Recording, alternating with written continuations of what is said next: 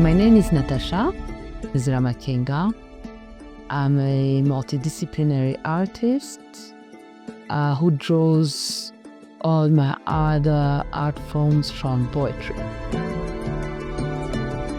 I would say that the way I use my art form, especially if I talk about poetry and how I perform it on stage, is less through the content of what I make than what I project as an artist and as a person. In a world where you cannot be true to yourself, freedom is an act of rebellion. I feel like this is how somehow I try as an artist and as a person to live my life and to live my art. Because so many people draw a difference between the artist and the person. I personally view my life as a continuous experimentation of my art, which means that since I write and I proclaim and I claim, I think that it's only true if I also am the living proof of what I'm saying, right? If I am a free person, then you can, through me, realize that a woman can be free, you know? And really, on purpose, I try not to position myself too much as a woman, because I think, it's biological. You can tell I'm a woman. I don't have to scream and shout that I am a woman. All I can do is just do what I want to do, what I plan to do, and do it as if I was not a woman. I got so much rage inside. So much rage inside. As much as I'm proud of being a woman, I did not choose to be a woman, right? But I live in this body with all that it means. And it means that somehow people will, or society will try to limit what I can do and what I can't do, and etc., etc. And I believe that my duty and my activism lays in the fact of ignoring even those limits that they exist, and even not even thinking about them, just like, Songambe. That's what I do. I'm like, I want to do this, I do it. I want to write this, I write this. So it gives me so much freedom, and it allows me also to tap into topics and subjects that are, genderless. It's just fluid.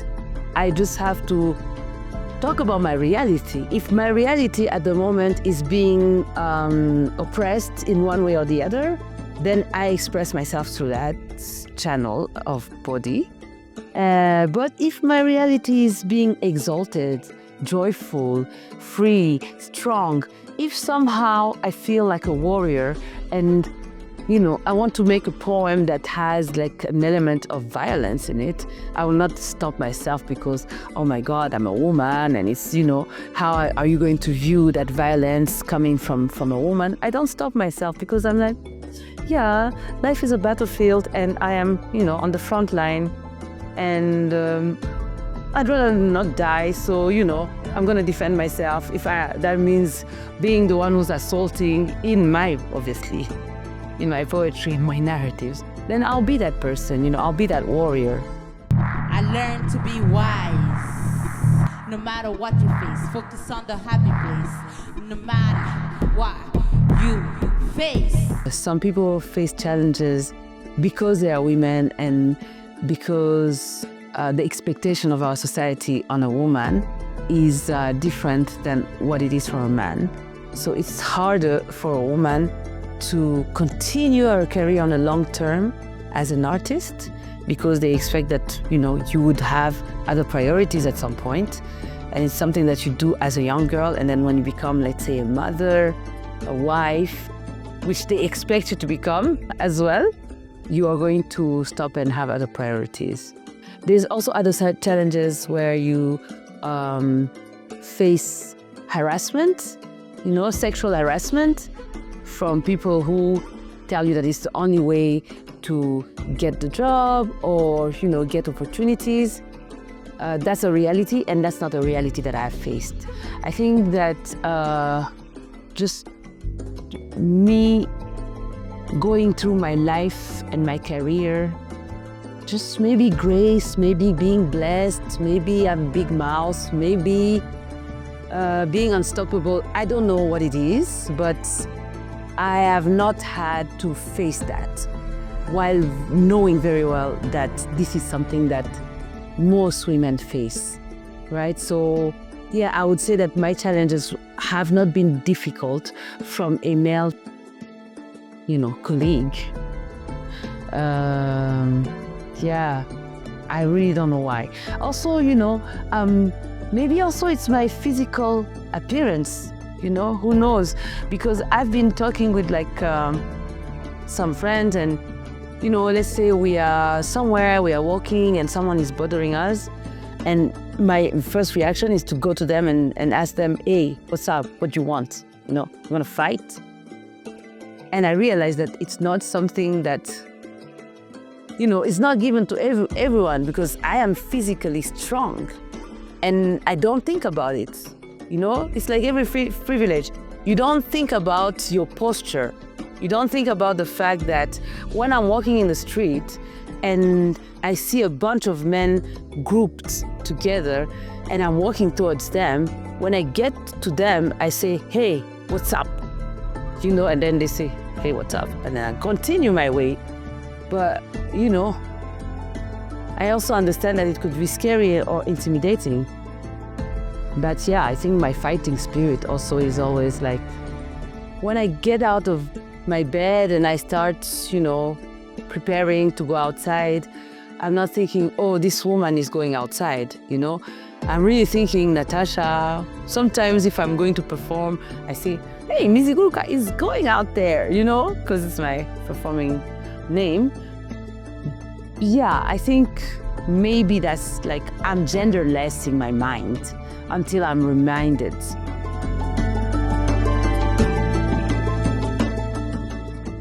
The one time when I say I had to stay true to my vision, let's say it's recent, but it has less to do with being a woman, but more had more to do with being an African in a setting that was not African, where I was supposed to be a leader.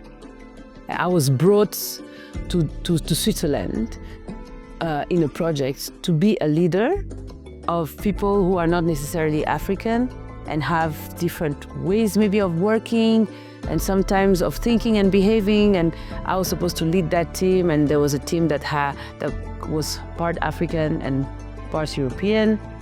That is where I had to really be, put my foot down and think that, what, my knowledge and my experience are valid because I'm brought here. They paid for a plane ticket to bring me here to do my work and be the director of this all play. And I have to balance things, but I have to stick to also my vision and my roots and where I come from, and incorporate it in, the work we do, even if the work is outside, abroad. There was this project that I'm super proud of, was curating an exhibition outside of Rwanda. It was in Seoul, in South Korea, where I went with 9 Rwandan artists, and we did an exhibition there, and we got to introduce Rwanda for the first time as Rwandan art for the first time in Seoul. There was no contact before, so we, initiating that contact and having them being so enthusiastic about it, and I felt like a diplomat. I felt like I was connecting 2 countries through that exhibition that was actually a success, and so many people came to watch it. That was really good. I was really proud of it. I'm also very proud of the Upright Women project that happened here at l'Espace. I mean, it didn't happen here, but it was initiated by l'Espace. And then I had how can I say? I directed and composed a reading with a few women, artists, poets, 2 poets, 2 singers, and some musicians, and we concocted a little play that was beautiful and touching, and I feel like I enjoyed that way of communicating arts. There is an automatism of, supporting and highlighting and sharing content that is done by a male. Really, if you have a male artist producing content, everyone will push it. His male counterparts and women. I'm not saying that we should stop sharing or, supporting. I'm just saying that somehow I get disappointed that as a female artist, my content will be shared by many men and by less women. So there's a work to be done there about, validating,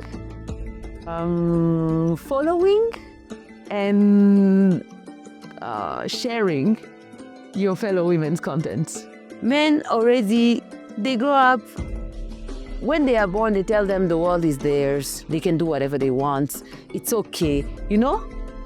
That is one thing that we don't realize, that it creates a mindset of go-getters. Unless, if a man is shy, it's his nature. But most women are shy not because it's their nature, but because of what is expected of them, because of the backlash of how it will be interpreted if they speak up, if they stand up for themselves, in Shinzi, Gishegao, etc., etc., etc. Like, why are you, wanting to be seen like that? What is wrong with you? And, because discretion is a quality. So if you do something that is like selling yourself or putting yourself out there, you're sinning against the culture. One thing that I would really, really, really love to talk about is really this intergenerational relationship and gap between women, because I feel like this is something that really is close to my heart. I grew up without having a little sister. I always had big sisters. And I feel like in terms of feeling, their presence, their understanding me or pushing me or, forgiving me for, being too young, I guess. I don't know, sometimes. Or not knowing, or, just taking me by the hand and, telling me that it's going to be okay. So I feel very much that I would like to be that, for my younger sisters. And I wish that most people would be that for them, and then that we could create this well-wishing, healthy environment where we can, learn from each other, be there for each other, and, be each other's support. I wish for that so very much, to see that gap being reduced and to see the judgments being, overcome the judgment that is so natural sometimes for some people to have from one way and the other. I would love that. I would love to see sisterhood, regardless of age, regardless of social status. Having true sisterhood is my dream.